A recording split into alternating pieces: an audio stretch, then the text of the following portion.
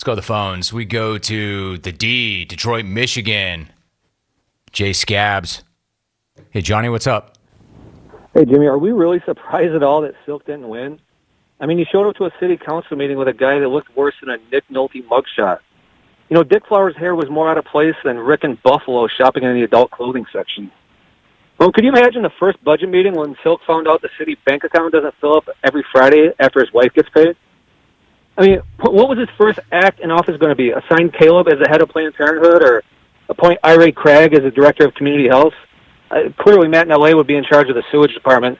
I'm glad Silk announced that he isn't even allowed to make the decisions in his own home while announcing he wants to run for a tough decision-making job.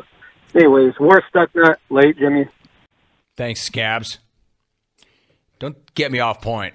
The point is there's an animal that can speak. And he spoke loudly enough and timely enough to save his owner's life. Dude, that's weird, man. That's really weird.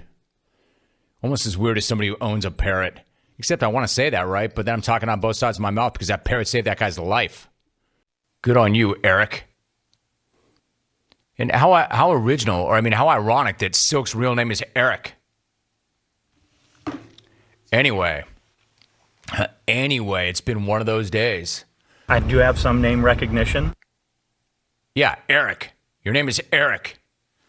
And where was that name recognition the night when it mattered most? He's like, hey, listen, brah, I did get 9,000 votes, which is pretty good. Agreed. It is pretty good. Good enough for 12th place. Problem is, it was also good enough for like 3.5% of the vote. But he's got time. He's going to run it back. His boss, his wife already said, we're doing this again. And he's already starting to put the plan into action.